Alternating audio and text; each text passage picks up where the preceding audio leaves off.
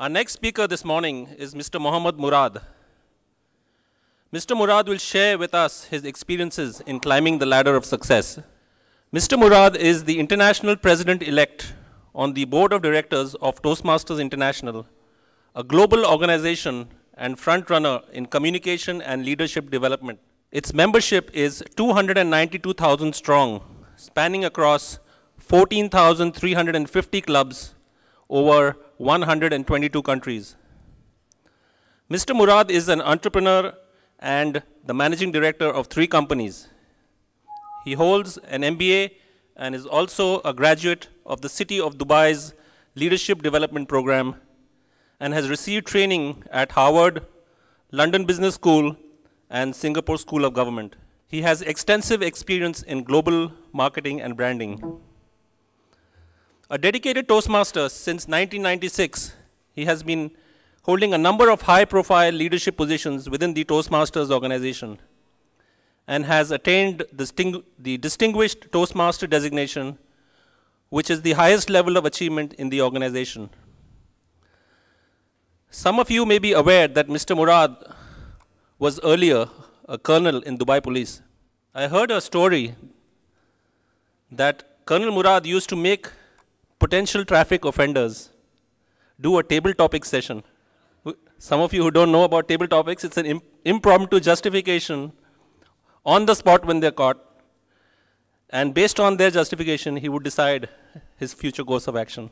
Well, Mr. Murad says that the Toastmasters will always be important in his life. In his own words, I am excited by the opportunity to give back to the organization that has given me so much. As a member myself, I am able to appreciate the commitment that is required of this role. Thank you, and good afternoon, ladies and gentlemen. You had listened to the Master of Ceremony saying that I was in the police for 20 years. And it's a bit strange for a policeman to talk to a bunch of accountants, right? They don't gel somehow.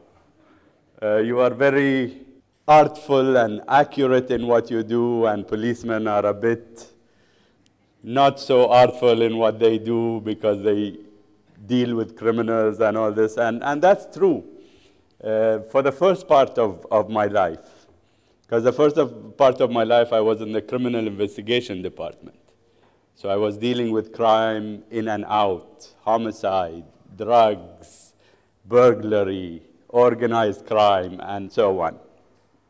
But then something happened that changed my perspective in what is life all about. And that change happened whenever I got transferred from the criminal investigation department to the ambulance department, the emergency medical services department. And here you see a shift of mindset from someone who is looking at a very narrow angle of what they need to do, and that is fighting crime. Where the emergency medical services is basically being able to manage the whole city of Dubai. Because at that time, the police was handling the emergency medical services in the whole of the city of Dubai. And it's a different perspective for you to be able to focus on single people who are criminals, to looking at a whole city where you could save anyone's life. And as I went along, I was looking at your heading here of the conference and at what you do. And it's basically the same. Because what happens in your field of business is the fact that you are very narrow once you look at going to college and what you need to do and auditing and being able to look for the mistakes. But this doesn't tell me that you are looking for mistakes anymore. This tells me that you are looking at how you could make things better in your industry. And for you to make things better in your industry would mean you are making things better for all the other industries. Right? And that is something that each and every one of you needs to do in order to realize that success is only when you are looking at the bigger picture. There is no way that you could look at your own field and say it is nowhere connected with anything else, and we need to look at it in a very narrow aspect rather than saying we are connected. And I was intrigued by Mr. Bansal's quote in Hindi about the Gora, not in nationality, but as the animal, right?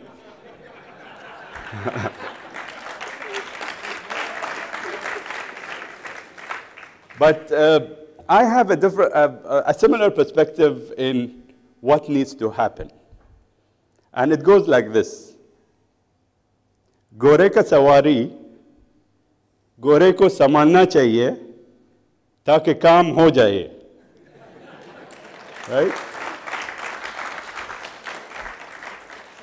Yeah, I know Hindi. You thought I didn't know any Hindi, right? So it's basically knowing what you need to do is what will get you success.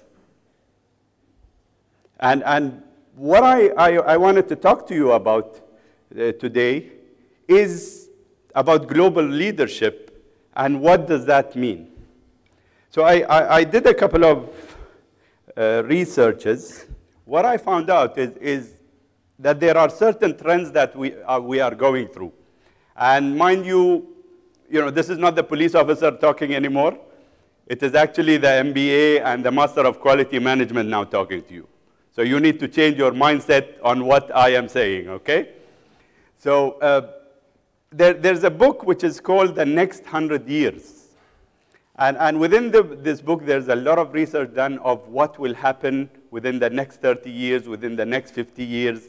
And what the book says is that China and Russia in the year 2020 will be competing for world dominance.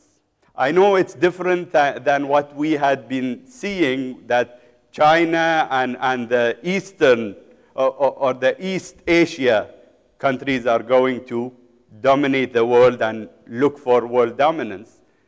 It's interesting to look at Russia as someone who has been there from the time of the Cold War and going through resiliently. And if you do your research, you will know that Russia has been resilient so far into tackling their own problems of economy, into the breakaway of the Russian Republic, and so on. So 2020 will be looking at two countries who will be going to look at world dominance. And not only that, these are quite big countries. But what the research says is that within the middle hemisphere, Turkey and Poland are going to fight for power also. And they will be coming up in a big way in world eyesight. That means that Europe is going to fade away, and we are seeing that right now, aren't we? There's a lot of economic problems, and there's a lot of fading away, but Turkey is coming into the aspect of interfering with things that will happen within Syria, within Egypt, within the whole Islamic world, and they are very close to Europe, so they will come up for dominance. Similarly, Poland. Poland will also come up economically in order to play a big role within, till the year 2050, that is. We looked at Russia and China at 2020, but 2050, we will see these two countries also coming up. Excuse me, I've developed a cough, so you will see me just coughing in and out from the presentation. So from what the World Economic site is going to look like, what does global leadership mean? And there's a beautiful book which actually sizes it down to three things, where global leadership will, first of all, thank you, I have it, thanks. Population growth. So global leadership will focus on factor number one, population growth.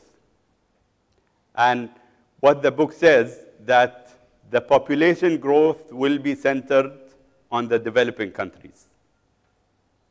Why do you think cities like Dubai, countries which have got a lot of wealth, Qatar, even the United States are looking at Africa? Because they will have population growth and the other two factors that we'll be talking to. It is expected that in 2050, the population of the world will triple. Triple.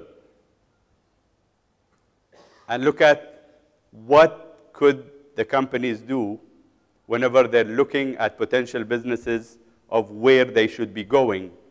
And that is something that will play a big factor in it. Aggregate economic strength. So it's no more about countries doing things on their own. The European Union is an aggregate economic strength, but it's dying down. The Middle East will become an aggregate economic strength. Africa will become an aggregate economic strength. And if you look at things, you will notice that we're only looking at places that are developing and not developed. So factor number two, aggregate economic strength. Number three, urbanization. There is no way we could look at developed countries and see that there is a lot of urbanization happening there. But as we go along till the year 2050, you will see urbanization happening in all the rural countries, and especially Africa. So that is where global leadership is looking at, and this is where global leadership will emerge. So from the global leadership, this book, which you see down here, which is called What is Global Leadership, had looked at, while the economic drive in the global leadership is going to the developed countries, what are the 10 characteristics of global leaders? So what could actually global leaders be looking at? And I am sure that there are many here in this room that are going to play a big role in the future in the world economy, by the way. You are playing a role within the region, but you will be playing a role if you are smart enough and if you work hard enough, and that we will talk about at the later part of the session, into what are the characteristics that will make you global leaders if you want to go that way. And point number one is seek cultural self-awareness. So we are no more Indians working with Indians alone. We are no more Arabs working with Arabs alone. We are cultural strengths that need to be transferred inwards. So if you are looking at working for a global leadership company, organization, or you are looking for being and becoming a global leader, you will need to have your cultural self-awareness come alive. Therefore, you will need to understand all the cultures that are available. What are the cultural changes? How you could deal with them? What's the best way to approach cultural changes in processes within different countries that your multinationals are available in? So point number one is cultural self-awareness. Invite the unexpected. Mark Zuckerberg. Who knows Mark Zuckerberg? Who doesn't, right? We all use his Facebook. And it's interesting when you look at how Facebook actually was created. And if you look at the movie, which is called The Social Network, you will find that there was a bit of inviting the unexpected. And if you look at any emerging successful multinational organization, worldwide organization that has emerged, they have looked at inviting the unexpected, whether it's Apple, whether it's Samsung. And it's not only within innovation in technology, but in innovation of what potential could their people do. So being able to seek the potential of someone who would do the unexpected. And number 3 is get results through relationships. And the research shows that, within this book, shows that every achievement is based on relationship. Processes come secondary.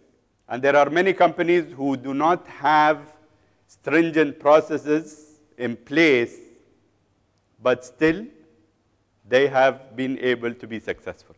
So it's relationships that is at the top of what organization success is looking at. Frame shifting. What does frame shifting mean? Well, it basically means you need to change your mindset, right? So let me ask you this. The institute that you all belong to, how long has it been since you revised your curriculums? I see a lot of smiles, and I could see the answer within the smiles. You see, it's no more doing the same thing and being able to survive by doing the same thing for 80, 90 years and expect that it is going to go on in the same way. Let me give you an example of Toastmasters, for instance. Toastmasters has been there since 1924, and for 80 years, we have used the same old programs that are very successful. But what we had found out is the fact that they are no more relevant to the new generation. And we'll be talking about this in a little while. And this had prompted us to be able to look at programs that are relevant to the current situation. And already the hype is up, and there is a lot of expectations that are in favor of changing our programs. You, as people who are responsible for making sure that organizations are healthy, doing business ethically, there's always people who will be thinking how to turn that around. I mean, who was thinking that Enron would end up like that, right? So you need to be ahead of what the others are thinking in order for you to be successful in your jobs. Frame shifting. Expand ownership. So the ownership does not lie with the stakeholders. It doesn't lie with the shareholders anymore. Ownership extends to your employees. So when you are looking at multinationals who are extending in other countries, you will need to look at them looking at ownership of the organization as a whole. There's a big mistake which had happened in the US multinationals at the time of them going out and looking at new frontiers, and that is looking at things as the mothership and the baby ship. So everything is mothership within the United States, and there is nothing which happens outside unless mothership says okay. You go and look at organizations now, and I'm sure you are exposed to a couple of them. It's no more that. It's equal weightage. In order to be globally successful, you need to expand your ownership to cover every territory that you have. develop future leaders. I mean, succession planning. Who here doesn't agree with succession planning, right? But how many of that we are doing? The board of the institute, for instance. How many people are there in line to take over what is being done on the board? And this is, my style. Please do not take it wrongly, because okay, so expanding ownership, and then it comes to developing future leaders. Succession planning is very important. You need to look for new talent. And we'll talk about new talent in a while. How do we do that? It's very simple. And it starts at the beginning of team formation. Team formation is something that we neglect because we have things in front of us and there are certain people who are there. We need to pick them and say they are going to work together. And what's the first thing we do in team development? We look for people we know, right? So I want you to actually go through this exercise. I want you to go and look for someone who you know, say hi to them, and tell them something that they don't know about you. Okay? Someone who's familiar to you, tell them something they don't know about you. Okay? 30 seconds. 1, 2, 3, go. Dialogue. Accountants, dialogue. Talk to each other, please. I can see people who are not participating. I will point you out. So your 30 seconds are almost over. Okay.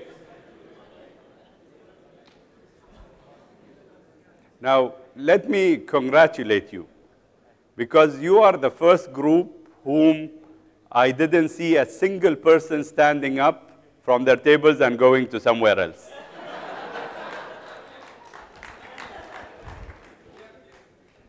He stood up? Okay, I'll give you a prize later.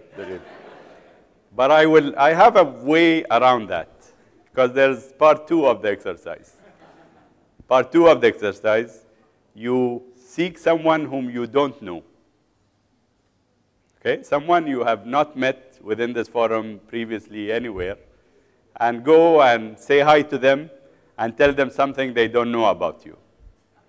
30 seconds.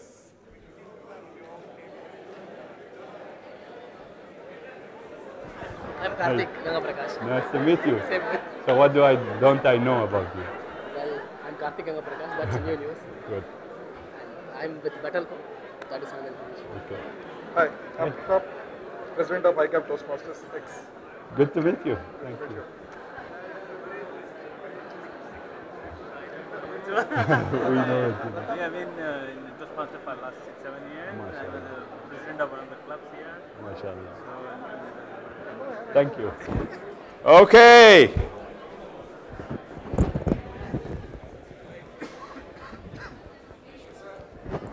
Hi. Nice to meet you. Thank you. Thank you. Okay.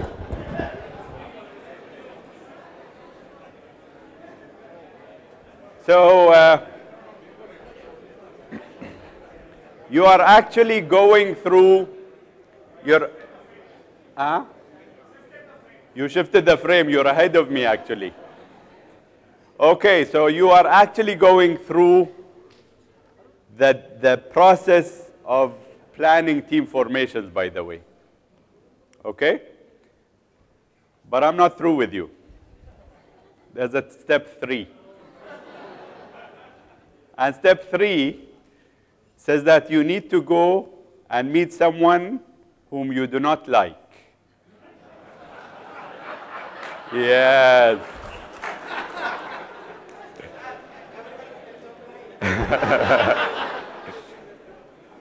I am not part of the equation in exercise 3, by the way, huh?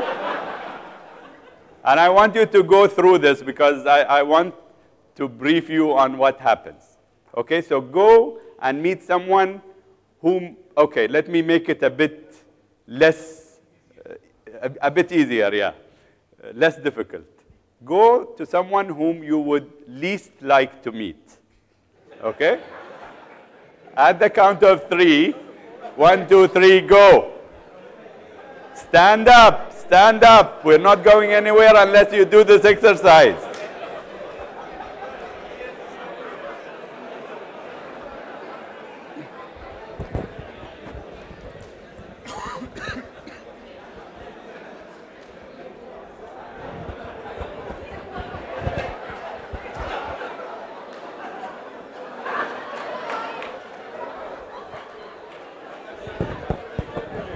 دكتور أهلا وسهلا دكتور. هلا دكتور انت اسمك محمد نواف الرومي. دكتور دكتور انت لا تشرب لا مي لا شيء، عندك زيت زيتون. يا الرسول صلى الله عليه وسلم زيت الزيتون يقول اشربوه لو اشربوه دهنوا بيه. يعني انت عندك مشكله بهذا بس انت لا الصيف يعني تكلم لو ها لا الصيف انه هو يزيد هذا.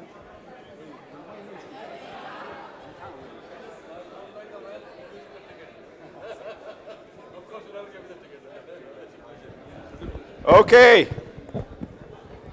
Are we done?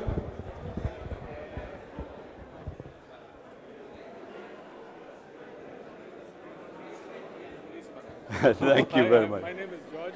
Nice to meet I'm you. actually a postmaster in Doha. Hey. So we came in from Doha. MashaAllah, thank you. I mean, ladies and gentlemen, I want you to look here. Look stay there, stay there. Hello, ma'am. Ma'am, could you come here? What's your name? Ruqayya. Okay, and his name is Guraz, right? I mean, two people who don't like each other, exchanging cards.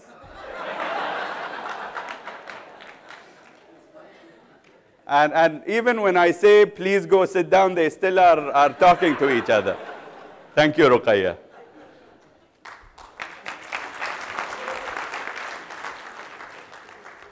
You see, this is exactly what happens in planning team formations. And the reason I wanted to spend a lot of time on this, because this is crucial for anything that you do, for any projects you take, for any new business that you get in your companies. Forming the teams is very important. And it is inevitable that within a team, there will be two people who don't like each other. And it's the courage for you to stand up and go to this person and say, I don't like you, but I have to work with you. It's very difficult, but it's not impossible. Go up to the people because you have one common goal. And personal relationships should not interfere in you achieving goals. Difficult.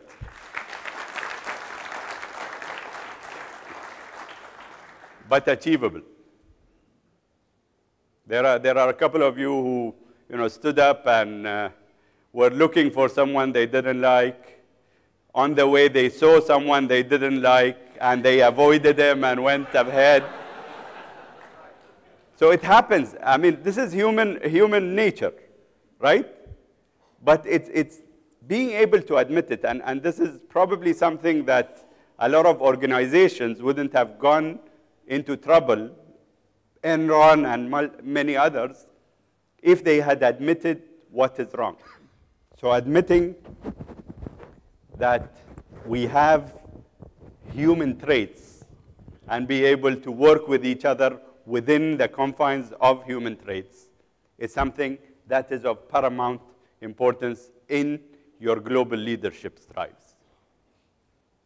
Aligning with other initiatives. What happens is that when we take projects, we have a single goal there. But within the same organization, there are many other things are happening. So let's say, for instance, if you have succession planning that is going along from a very long time, and you have a project that you will need to do, you will need to integrate the succession planning within your project. So it's not only on the organization level, it's also within the project, because there will be succession planning within project. There might be projects that are similar, and those people who are coming up the ranks will be able to take their future projects. So it's important for us to align other initiatives. Pilot projects, again, very important. We need to document, be able to experience, and go ahead into making the pilot projects a success and building upon for future projects. Project leaders, the same process as team formation. Leaders are to be chosen because of certain traits, and we'll be talking about them a little bit, but the choosing of leadership is a very taxing exercise. I mean, if you look at Jack Welch in his book, he was talking about how and what he did into looking for his successor, right? So selecting project leaders is of paramount importance, and you need to have the competencies and characteristics which are available there. Orienting the project team, again, I don't need to tell you guys about orienting project team, but it's a part that is sometimes taken in a very fast pace. You need to make sure that everyone is oriented properly on the project. And then, of course, the project happens, and then you implement, apply, and review your projects as you go along. So the whole process is very simple. And if I could take you back into what we were talking about, it's relationships that will make you successful. Everything is built on relationships, by the way. When you're orienting, if the person who is orienting is not familiar, they lose credibility. If the person who is orienting is not likable, you lose interest. It's all about relationships. It's all about you making sure that your teams are equipped with the emotional intelligence and the relationship strength in order for you to be successful. So who are the right people that you would like to recruit? How many people here have been born in 1950s? 1, 2, 3, 4, 5, 6, 7, 8, 9, 10. Okay. There's only one person with white hair. What's the hair matter with the others, by the way? A lot of, huh? Transparency, oh yes.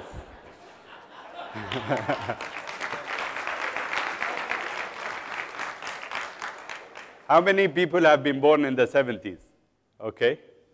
80s and 90s. Okay. People who are responsible for the chapter and for the institute. 80s and 90s, raise your hands, please. People who were born in 80s and 90s, raise your hands. I saw some hands there. Why aren't you raising your hands? Because the supervisors are looking at you or what? No? Okay. Could you put your hands up, please? 80s and 90s? Well, this is what should not happen, by the way. If you have the majority of your employees who are above the age of 30, 35, then your organizations will become stagnant because they are the future. And you need to start thinking of how those people could come into your organizations because they are changing the world. And this is where the book, it's called The Fast Future, is talking about how those people from the 80s and 90s are changing world trends in any field that you look at, except for the very industrial specialized forces or organizations. They are changing how people approach business. And what the research has found is that they are the most optimistic. So if you look at this generation, they are not hesitant into looking up to things that could happen rather than putting barriers and say this cannot happen because we have previous experiences of it not happening. They are the most committed. When they put their minds into something, they do it. Now the problem is, how do we convince them that they need to put their minds into something? Right? They have a very short, but okay, we're not talking about 35 and above. We're talking about 20 till 35. They have a very short span of attention, by the way. And it's up to us to find ways to make them give attention to the things that are important within our organizations. Otherwise, they will not do it. They are optimistic, they are committed, but they need to be involved. How we need to do that is something which is a secret, by the way, so far. It's something which is a mystery, because no one has found out how we could actually do that. In his book, Future Shock, Alvin Toffler says that people will be shocked at the speed that things change. And the fact of the matter is that for those people, it is present shock. Why? Because things are changing for them so fast that they will not be able to cope up unless we find a way for them. So it's our responsibility for us to find the future with them. They are very influential, right? So whenever you do your polling and your researches, the first segment that comes into play are the youth, right? Whether it's technology, whether it's social, whether it's services, everything revolves with the youth. So they are influential, and we need to bring them in because they will influence each and every industry as we go along more and more. They are well connected to the world. They have no barriers like we have, by the way. You know, we always say, and this is a fact, by the way, you know, the Arabs, the Westerners, the Indians, the East Asians, the youth today, they absolutely have no problem dealing with anyone from anywhere as long as they get an email and a Facebook name. Right? So barriers are going away with these people. And we cannot keep on telling them that there are barriers because there are no more with them. And it doesn't make sense to them. So even if you keep on talking to them for hours and hours about barriers, they say it's not there. So we need to keep that in mind. I want you to look at Martin Luther King and how he made a change at those times with I Have a Dream speech that he gave and all the things that he did for freedom. And look at the Egypt youth in the Egyptian uprising. Totally different. The Egyptian youth were really connected to the whole world within their age segment. And probably none of us knew what kind of wave was happening within that segment. Why? Because there is a disconnect. We need to make sure that this gap is not there. They are very resilient. They could take blows much more than we could. They will be able to sustain much more than our generation. So how could we actually take advantage of resilience, their resilience, in order for us, our organizations, to become global leaders? They are less polarized. So there's no East and West. There's no black and white. There's no country segmentation. There's no age segmentation, by the way. Some things that we need to think of when we are going ahead with our organizations. Now, where is this going? This is all coming down to one single thing. And if we look at global trends and go to country-wise trends, civilizations talking to each other, and countries asking for dominance, organizations seeking leadership, organizations looking at people for their leadership, and people looking at becoming leaders. That's the bottom line. And this is something that you need to be aware of, that it goes down to you for making a difference. The world economy is dependent on you and what kind of difference you could make in relationship to the others. So what does it take to actually make you a good leader? Very simple. And I'll take my examples in order to hopefully convince you that it is the model that works. There are 4 factors, I believe, that will make you a very successful leader. And I call it the 4 H's. And the 4 H's are very simple, and it starts with the head. You need to be able to have the frame of mind that you can make a difference. You need to be able to have the frame of mind to say that you are able to connect to others in order for you to make a difference. And the head is not only there for relationships and your own mindset. The head is there for you to intake. And with the age of technology, it's amazing what kind of information you could get.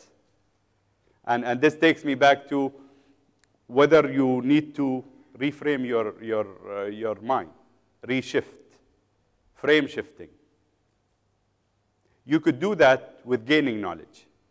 And you do not restrict your knowledge to whatever your institute is doing or whatever your fellow members of a certain organizations are doing. Because, as we said, it is interconnected. So the head has to be full at all the time in order for you to be an effective person. I'm reminded with Leo Buscaglia. He was a teacher in the United States. You might look him up. He's a fantastic speaker.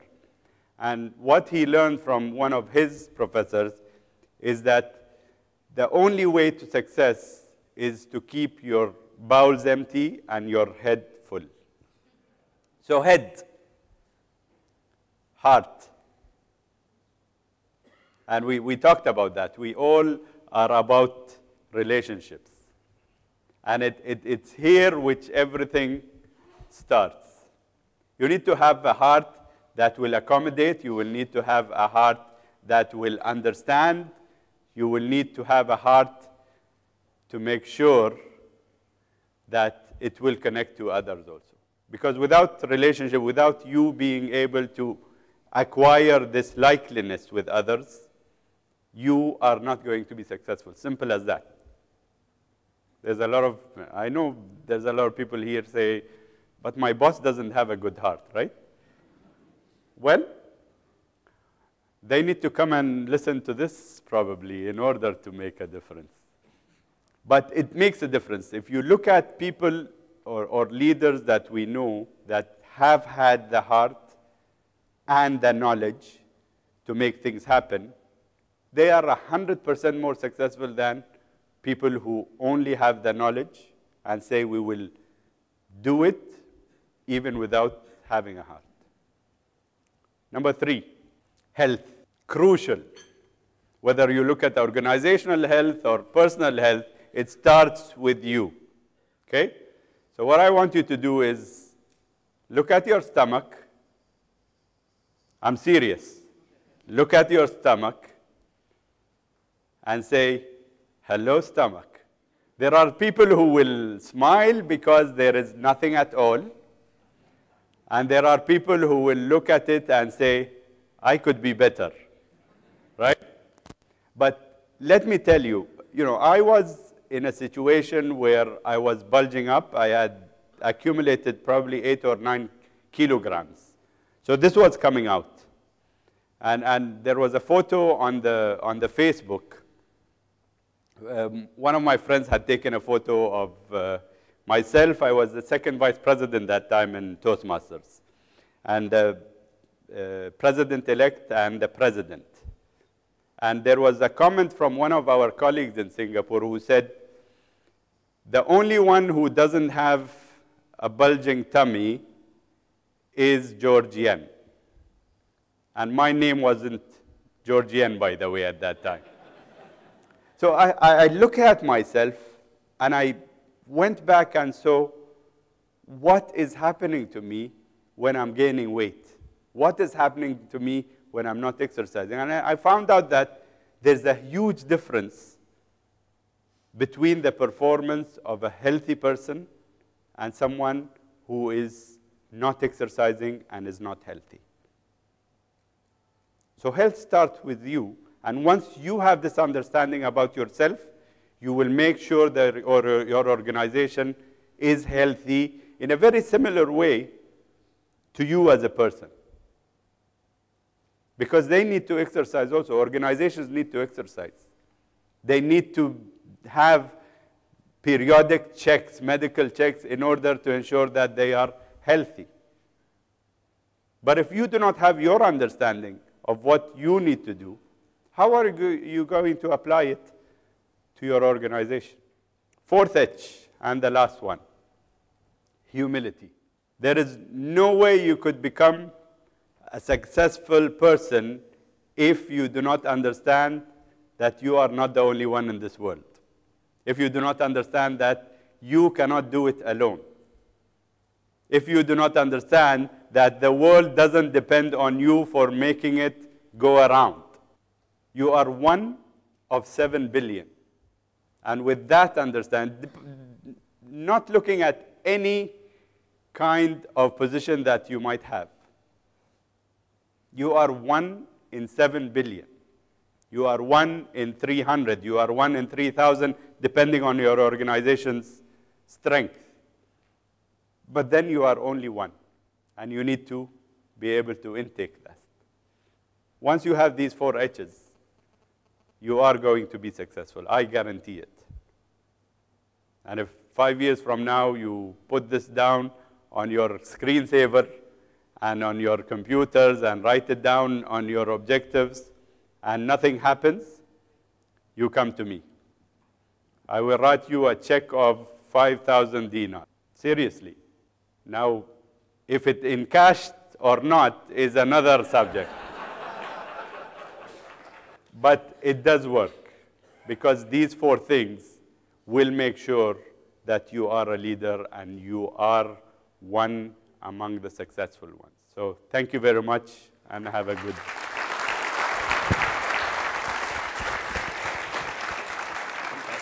I believe a standing ovation for Mr. Murad is very much in order.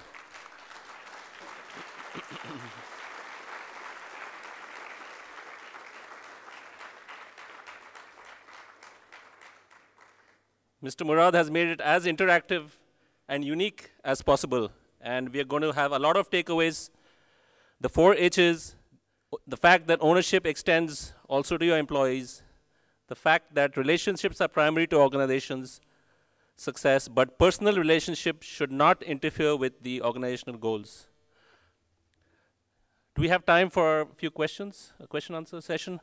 Well, I have one question from Mr. Murad already. Mr. Murad, one question which may not be directly related to what you have spoken, but the question is, what is the vision of Dubai market in the next 10 years?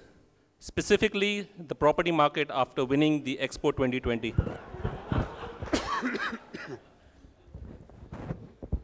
Who told you that I was the advisor for Sheikh Mohammed bin Rashid? Well, I'm not quite in tune with what are the government plans, but I do keep a track of what Sheikh Mohammed says, and I'm in touch with a couple of government authorities that are involved in that. The concern is whether the bubble is going to come up again or not.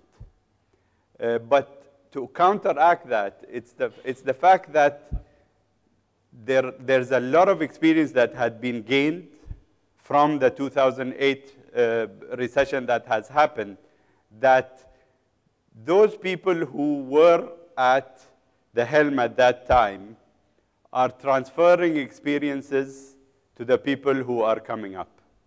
And there's a big, big exercise of succession planning that is happening that will prevent that. So I would say that there will be a gradual, a fast-paced, gradual development in the economy, and especially with the Expo 2020, I think that will make it pretty solid for us to be able to go on within the economy.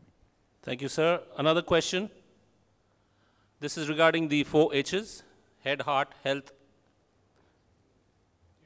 Humility. Sorry? Humility is the last one. Yeah. Humility. You should remember that first. Absolutely, sir. Thank you for reminding me. Can we add or replace the last 2 H's? That's why I was silent. Can we? Hand and heels. Hand and heels? Denoting team and heels denoting action or execution. Okay. See, the comment is going back to whoever has asked this question, and I will not ask you to stand up, but this goes back to how your thinking is. And you as auditors and accountants, you are framed in that mindset that action and, what was the other one? Well, it was hand and heels. Hand and heels. Action and? Action and executions. Execution. See, action and execution is a byproduct, or it's a product of what we are. They are not what we are. When I talk head, heart, health, and humility, it's personal. Once you actually have that imbibed, then your actions are going to become better automatically. So I wouldn't change these two with hands and heels, because they are tools. The hands and heels are tools. The heart and the head are the gist of things, and then the health comes and covers the head and the heart, by the way. And then the humility actually encompasses the whole thing. Thank you, sir. One final question. You have traveled such a long journey to become the president of Toastmasters International. Who is or are your role models? My role models? Yes, sir. I have a couple. The first role model is Sheikh Mohammed, of course. Yeah. I mean, he was the crown prince, and I was in the police at that time. And I remember that he asked everyone who is from a manager position till the head of all the government departments to come to the Jumeirah Beach Hotel at that time. And he, nothing said about it. He says, I want everyone there. And we went there, and it was very simple. Half an hour of him giving us the vision of Dubai. That was in the 90s, late 1990s. He said, I have this vision, and you are part of it. You need to make it happen. And from that time, the image of Sheikh Mohammed has changed with a lot of people within Dubai, within the whole world now, but at that time, he was the role model. Second role model, who is the ultimate role model for me, is Gandhi. Yeah. I mean, he's the ultimate of what I'm saying, the head, the heart, the health, and the humility. Thank you very much, sir.